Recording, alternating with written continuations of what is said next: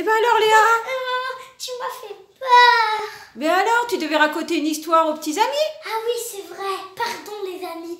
Mais avant, je vais m'installer confortablement.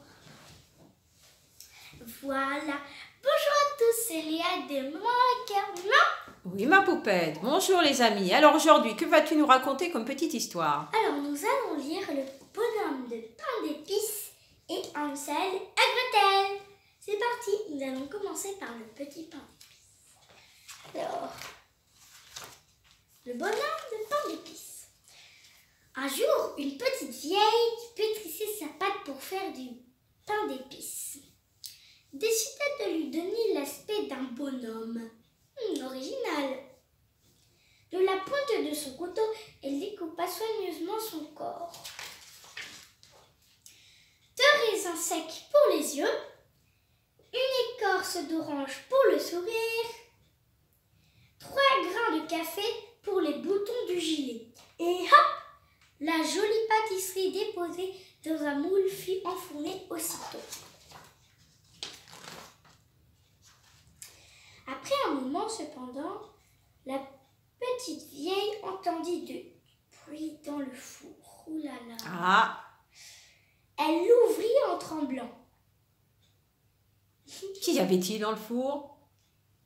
Quelle ne fut pas sa surprise de voir le bonhomme de pain d'épices, doré à point, sauter à terre et s'enfuir. Vous avez déjà imaginé un petit bonhomme d'épices qui saute du four? Oh, je pense pas. Très bizarre. Bon, j'ai hâte de voir la suite. Cours après moi si tu veux. Tu ne pourras pas m'attraper car je suis le petit bonhomme de pain d'épices. En plus, il parlait. S'écria le fripon avant de filer.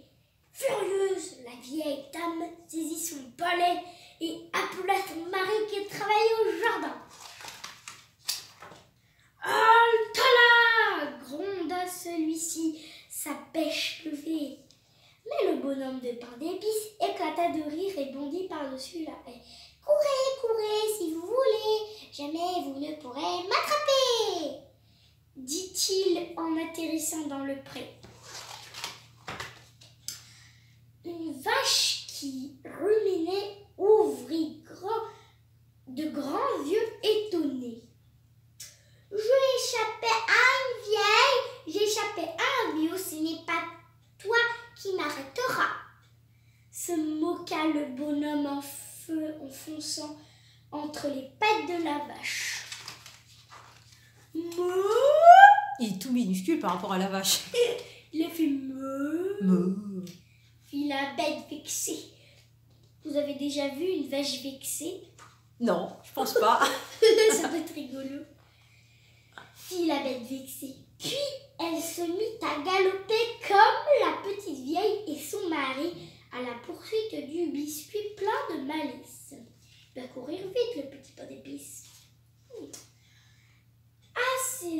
Accélérant sa course, celui-ci passa alors sous les naseaux d'un beau cheval bai. Reviens par ici, que je puisse te grignoter, hennit le gourmand. Ah oui? Eh bien, toi aussi essaye de m'attraper, répondit le bonhomme. Et sans se retourner, il se dirigea vers un grand champ de blé. Les moissonneurs qui s'y trouvaient se demandèrent ce qui zigzaguait entre les bottes blondes qu'ils venaient de foucher. Qui est-ce? À leur tour, ils voulurent se saisir du coquin, mais il était bien trop rapide. Aussi, au bord d'une rivière, un renard le vit alors arriver. Le petit renard malicieux. Cours, cours, si tu veux. Toi non plus, tu ne pourras pas m'attraper, lui lança le bonhomme en riant. Mais il n'y tient pas, répondit calmement le renard. C'est un malin le renard. On dit toujours rusé comme un renard. Oui, très très très malin. En revanche, comment vas-tu pour traverser cette rivière? Pour la première fois, le bonhomme s'arrêta. Derrière lui, on entendait déjà les cris de ses poursuivants. Allez, je vais t'aider, reprit le renard, l'œil rusé. Vraiment très rusé ce renard. Monte sur mon dos, je te ferai passer de l'autre côté. Si j'étais le petit bonhomme, je ne ferais pas vraiment confiance à ce renard, car il a un visage à vouloir le manger celui-ci. Aussitôt, fait et plouf, le renard sauta dans l'eau.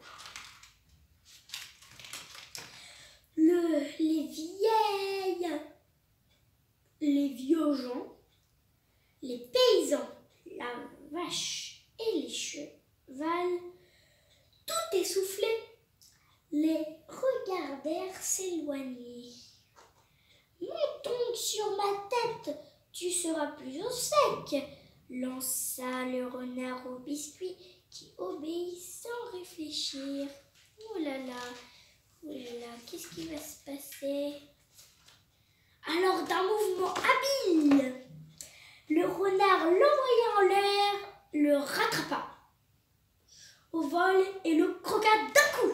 Oh, le pauvre petit pain d'épices. Oh, c'est ainsi que c'est l'histoire du bonhomme de pain d'épices, ce fripon de biscuits qui croyait plus malin que tout le monde. Il se croyait plus malin que les autres et il s'est fait manger par le renard. Le pauvre petit bonhomme d'épices. Pauvre petit bonhomme. Maman. Alors, maintenant, Hansel et Gretel. Est-ce que s'il te plaît, tu peux me lire l'histoire? Ah, bah, je peux vous lire l'histoire si vous voulez. Tu t'installes confortablement comme les petits amis et je vous lis Hansel et Gretel. Alors, il était une fois un pauvre bûcheron, sa femme et ses 2 enfants. Le garçon se nommait Hansel et la fille Gretel. La famille était si terrible en ce temps-là que même le pain venait à manquer. Alors un soir, croyant que ses enfants endormis, la femme dit à son mari : « Demain nous irons perdre les enfants au plus profond des bois. Tu allumeras un feu, je leur donnerai du pain et nous partirons sans nous retourner. » C'est pas gentil ça. Bah non. En entendant ces mots, Gretel éclata en sanglots. Hansel la rassura aussitôt et dit tout bas : « Ne pleure pas, petite sœur, il ne t'arrivera pas malheur. » Le garçon se faufila dehors, remplit ses poches de petits cailloux blancs et se recoucha sans bruit. Il est prévoyant ce petit garçon. Beaucoup. Le lendemain, au lever du jour, ils se mirent en route. Hansel fermait la marche pour semer ses petits cailloux sans se faire remarquer. Au plus profond du bois, le bûcheron alluma du feu. Sa femme distribua le pain. Puis ils partirent travailler sans se retourner.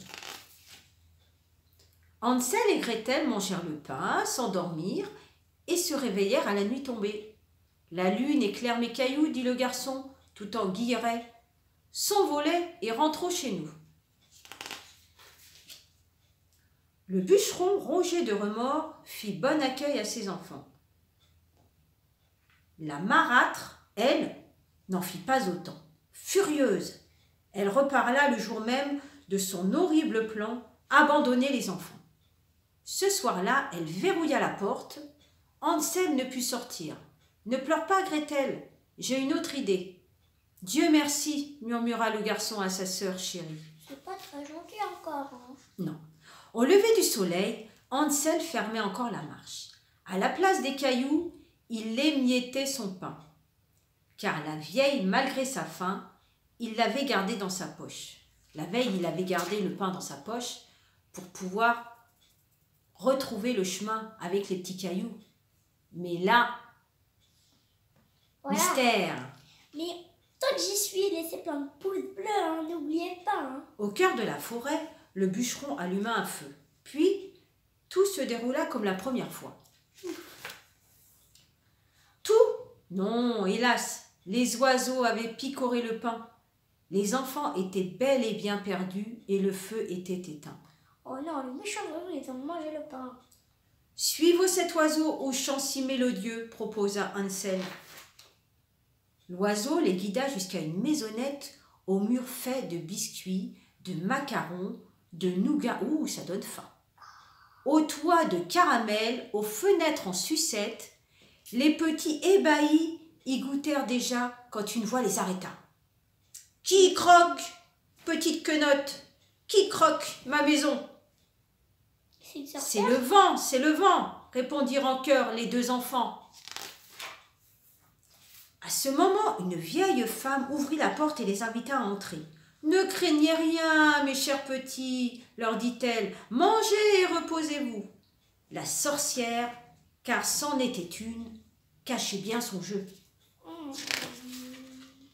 Mais dès le lendemain, montrant son vrai visage, elle enferma Hansel dans une cage. Oh non! Toi, Gretel, tu le nourriras et tu me serviras.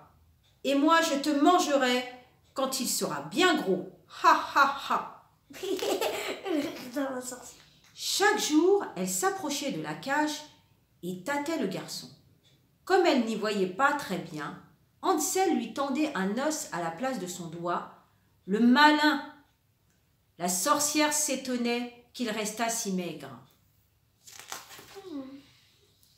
Elle faisait exprès de donner un os pour que la sorcière pense qu'il était tout maigre et qu'il n'avait pas pris de poids pour ne pas pouvoir le manger. Un matin, lasse d'attendre, elle alluma le four et appela Gretel. « Entre là-dedans !» ordonna-t-il. Ordonna-t-elle? La sorcière. « Je n'y arrive pas !» protesta la petite fille. « Laisse-moi te montrer, idiote !» siffla la sorcière. Alors Gretel la poussa dans le four, referma la porte et fila délivrer son frère. La maison de l'ogresse regorgeait de trésors. « Prenons tout et rentrons chez nous !» s'écria Hansel. Ils marchèrent jusqu'à une rivière. Leur maison se trouvait tout près de l'autre rive. Un gentil canard blanc les aida à traverser et ils retrouvèrent leur chemin. Quand ils frappèrent à la porte, c'est leur père, fou de joie, qui vint leur ouvrir, car la marâtre était morte quelque temps avant. Hansel et Gretel se jetèrent dans ses bras.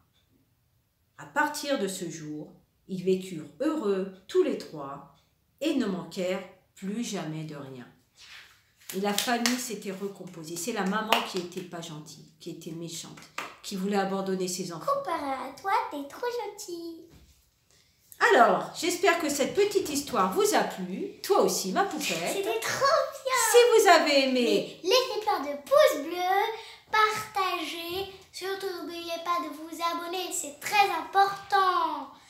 Et aussi, laissez maintenant vos commentaires. Bisous.